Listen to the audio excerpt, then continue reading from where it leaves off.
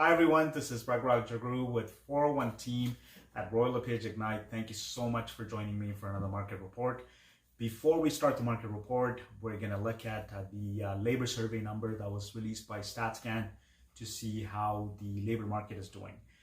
So in terms of unemployment rate, it's good news. We've been notching down from the month of July. In August, it went down again. We're at 10.2% nationally. So what does this mean in terms of additions of the jobs that came in to reduce this number? So there was about 246,000 jobs that were added, and out of that, 80% was full-time. So that's definitely good news. If you actually type in labor survey, job market, you will get a whole bunch of information on StatsCan, and you can decipher to your interest or even provincially. Now, when COVID hit, employment fell by 3 million. So that's a lot of jobs that were lost at that time. So far, we have recovered about 1.9 million. So we have about 1.1 million jobs to recover in the coming months. Hopefully, with everything, the restrictions that are easing now and people going back to work, that number can be achievable in the next coming months. If not even the whole thing, at least half of it would do definitely so much benefit to what's happening in the market right now.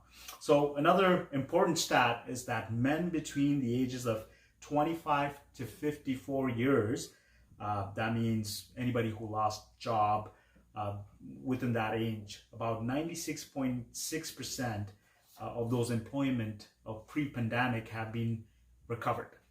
So we're at 96.6% of that cohort working at that level before the pre-pandemic, right?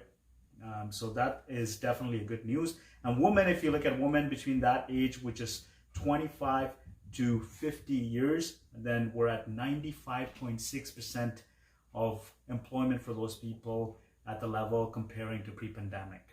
So that's definitely a very good news for both of the cohorts. And why this is really good news is because these are the cohorts that own homes majority of the time, and they have mortgages and car loans to pay. So the closer they get to the 100% job rate that they were at pre-COVID when all this happened, then it's definitely a good news. So it's also worth mentioning that both sexes 55 and older, so that's males and females who are 55 older, have also recovered, and they're at about 94.5% working level compared to pre-pandemic level. So that's very good. So we have men between 25 to 54 years who are at 96.6% of where they should have been pre-pandemic, and women between 25 and 54, 95.6%.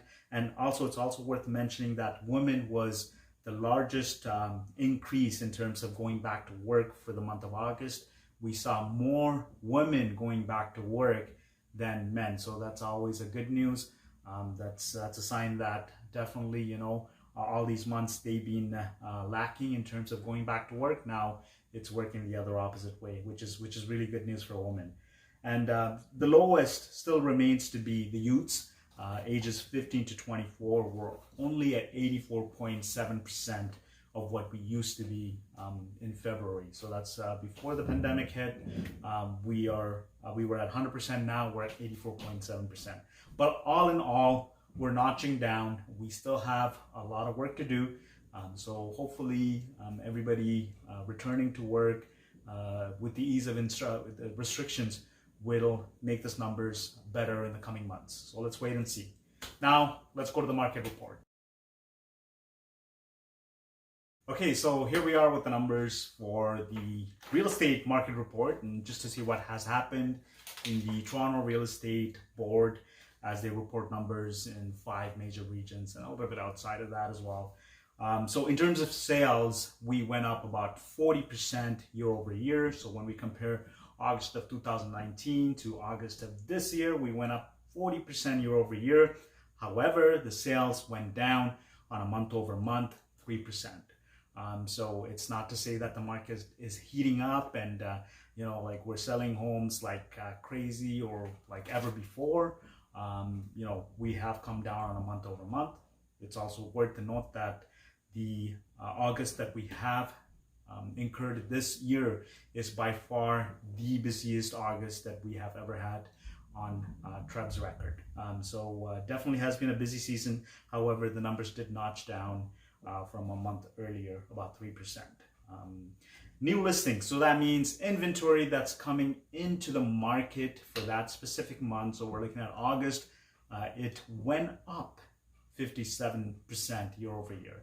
So it's not to say that there's a supply issue, because we have 57% more new listings this year than we did last year. So we're getting new listings, that's fine. But obviously the absorption rate is way far than what we have expected. So that's why we're still having that issue with bidding war and etc. Well, if you're the buyer, that may be an issue, probably not if you're a seller. So that's what's happening in terms of new listings. So we had about 57% more new listings come into the market this year compared to last year same time. And the new listings also increased on a month over month basis. So it went up from July to August 3%. Active listings. So the terminology of active listing is the listing that is remaining at the end of the month. So in this case, it would have been at the end of August.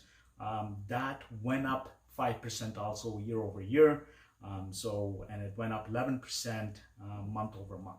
So that's a huge difference right there. So compared to last month, this month we have 11% more active listings in the market as we finished off August. That could have been to a variety of factors, but bottom line is a lot more people are home and they're buying homes instead of traveling or going here and going there. The long weekend and could have definitely had an effect on this, and more people started going out to beaches and cottages. So we don't know, but there's definitely 11% more active listings this month than we did last month. The months of inventory, very important indicator of how the market is doing. Last year, this time we were at about 2.1. That went down 29% to 1.5. So the lower it gets to zero, the hotter the market is for sellers. So 1.5 months, again, compared to last year, there isn't a lot of inventory, or there's a lot of demand. You can put it whatever way you want, but the bottom line is the market is trending towards a very hot seller's market. We're actually in it right now, but if it gets any hotter, it's going to get to the point where it's not going to be sustainable. However, the months of inventory also increased from a month ago. So from last month to this month, the months of inventory went up by 14%, indicating that the market wasn't as hot as July, but it's still up there. It's still a hot seller's market. You are seeing bidding wars, and you will continue to see that unless we get more supply or the demand goes down. Either way, right? The composite benchmark price overall, we were at 802,000 in 2019 this time, which is August. That went up 11%. So 11%, your home went up on average, right? It is not the average price, it's the composite benchmark price. For your community, for your municipality, it could be different, but overall on TREB, the homes went up 11%. That's incredible. And on a month over month, it went up 1%.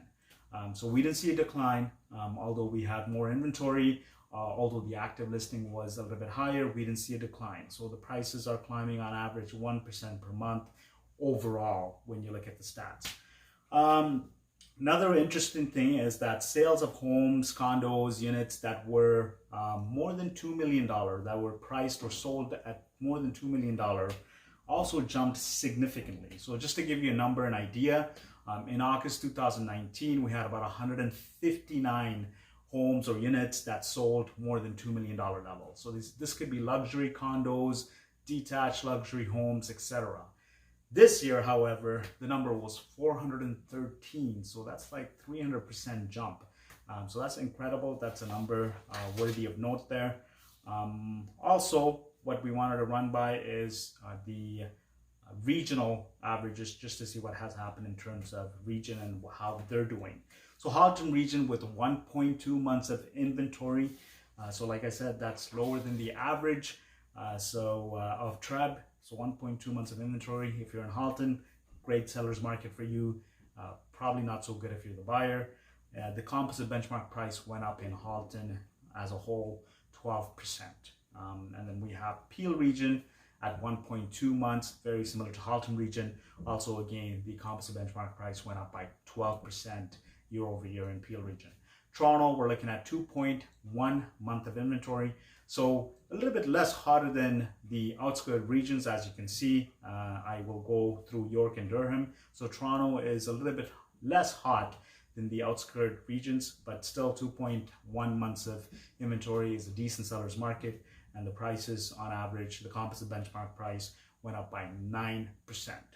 Then we have York region at 1.9 months of inventory. Again, seller's market, very decent seller's market, and the prices went up 11%. Then you have the winner, obviously, Durham region, 0.7 months of inventory. So like I said before, the months of inventory, the closer it gets to zero, that means inventory is shrinking, demand is at its highest level, and Durham region, we have 0.7 months of inventory, and the prices went up 15%.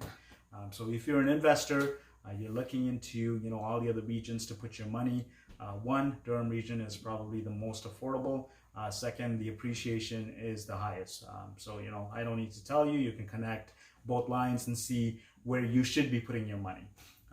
So thank you for joining me again. So the months of inventory is 1.5 overall for TREB, so Toronto Real Estate Board or Regional Real Estate Board. We'll see how that number trends next month to see whether the market is shifting towards the seller's market or is leaning towards the buyer's market. Whichever way it goes, two things that will control is one, the supply that comes out, the new listings, etc., and also the demand, if the demand still persists. So it'll be interesting to see in the coming months. Thank you again. If you have any questions, call me or my partner. So my name is Raghu, or call Shan. Our numbers are 416-712-2006. And thank you so much for joining us. Thank you.